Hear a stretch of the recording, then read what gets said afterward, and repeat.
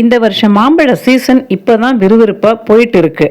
பொதுவாக பங்கனப்பள்ளி, இமாம் பசந்து, செந்தூரா, நீலம் இந்த மாதிரியான மாம்பழ வகைகள் தான் நம்ம ஊரில் அதிகமாக கிடைக்கும்.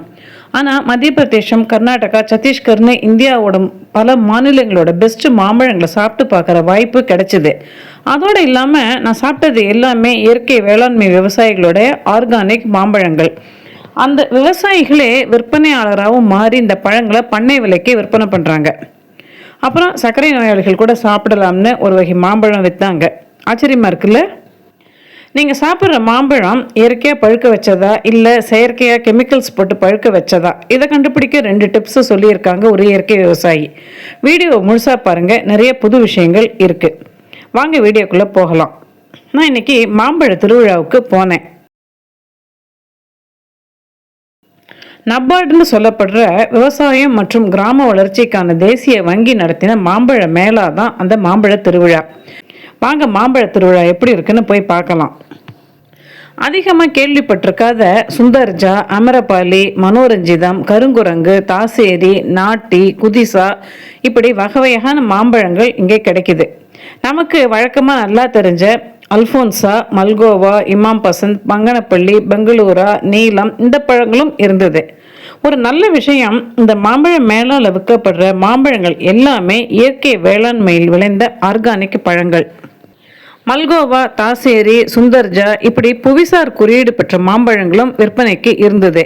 அதே மாதிரி விவசாயம் செய்கிறவங்களே நேரடியாக வந்து விற்பனை பண்ணுறாங்க. அதனால இந்த மாம்பழ திருவிழாவில் மாம்பழங்களோட விலை ரொம்பவே கம்மி, பண்ணை விலைக்கே விற்பனை செய்கிறாங்களாம். பொதுவாக சர்க்கரை நோயாளிகள் மாம்பழம் சாப்பிடக்கூடாதுன்னு சொல்லுவாங்க. ஆனால் ஒரு வித்தியாசமான அறிவிப்பை இங்கே பார்த்தேன். புவிசார் குறியீடு பெற்ற சர்க்கரை நோயாளிகளுக்கு ஏற்ற மாம்பழம் அப்படின்னு ஒரு ஸ்டாலில் எழுதி வச்சுருந்தாங்க.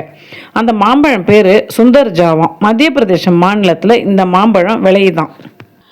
Good for diabetic patient, less sugar and medicinal property இப்படி எழுதி வச்சுருந்தாங்க. அதாவது இந்த மாம்பழத்தில் சர்க்கரை கம்மியாக இருக்குது, மருத்துவ குணங்களும் இருக்குது அப்படின்னு சொல்கிறாங்க. இந்த மாம்பழம் விலை கிலோ 50 ரூபாய் தான். நானும் வாங்கி சாப்பிட்டு பார்த்தேன்.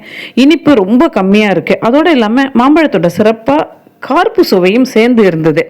சுள்ளுன்னு இனிப்பான மாம்பழங்களே சாப்பிட்டு பழகின நமக்கு இந்த சுந்தர்ஜா ஒரு வித்தியாசமான சுவை அனுபவத்தை கொடுத்தது.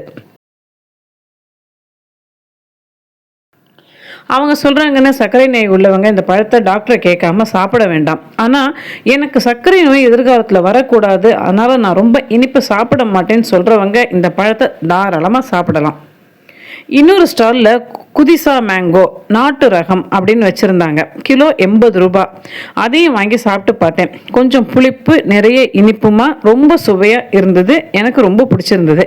பொதுவாக நாட்டு ரக மாம்பழம் இந்த சுவையில் தான் இருக்கும். சில வகை மாம்பழங்களோட விலையை சொல்கிறேன். ஜவ்வாது ஒரு கிலோ 100 ரூபாய், பங்கனப்பள்ளி 80 ரூபாய், செந்தூரா 60 ரூபாய், காலாப்பாடி 120 ரூபாய், கேசர் 150 ரூபாய், இமாம் பசந்து 200 ரூபாய், கிளிமூக்கு மாம்பழம் 50 ரூபாய். இயற்கை வேளாண்மையில் விளைஞ்ச ஆர்கானிக் பச்சைநாடன் வாழைப்பழம் கூட விற்பனைக்கு இருந்தது. ஒரு கிலோ 60 ரூபாயாம். திருவள்ளூர் மாவட்டத்திலிருந்து வந்து இங்கே ஸ்டால் போட்டிருந்தாங்க இயற்கை விவசாயி கீதா. கெமிக்கல்ஸ் இல்லாத இயற்கையான மாம்பழத்தை எப்படி கண்டுபிடிக்கிறதுன்னு ஆர்கானிக் மாம்பழ விவசாயி கீதா கிட்ட கேட்டோம். அவங்க மாம்பழம் விரும்பிகளுக்காக அருமையான 2 டிப்ஸை கொடுத்தாங்க. மாம்பழத்தை கட் பண்ணி உள்ளே பாருங்கள், பழம் முழுக்க ஒரே மாதிரி மஞ்சள் கலரில் இருக்கும். அப்படி இருந்தால் அது ஆர்கானிக் மாம்பழமா. அவங்க கட் பண்ணி காட்டின பழம் அப்படி தான் இருந்தது. கெமிக்கல்ஸ் போட்டிருந்தால் பழம் நடுவில் மட்டும் மஞ்சளாக இருக்கும், ஓரமெல்லாம் வெள்ளையாக இருக்குமா. இதையும் அவங்க தான் சொன்னாங்க. இப்போ 2வது டிப்ஸு, மாம்பழத்தோட வெளிப்பகுதியை பாருங்கள். ஷைனிங் இல்லாமல் நேச்சுரலாக இருக்குது. கொஞ்சம் கருப்பாக புள்ளி புள்ளியாக இருக்குது. இது இயற்கை வேளாண்மையில் விளைஞ்ச பழமா.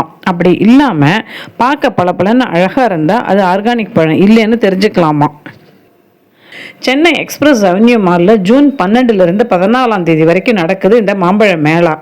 காலையில் 10 மணிலேருந்து இரவு 11 மணி வரைக்கும் இந்த திருவிழா நடக்குதாம். மொத்தத்தில் உணவு பிரியர்கள் விரும்பக்கூடிய இந்த மாம்பழ திருவிழா வெறும் 3 நாட்கள் நடக்குது. 15 நாளாவது இந்த மேங்கோ மேளா நடந்தா சூப்பராக இருக்கும்ல.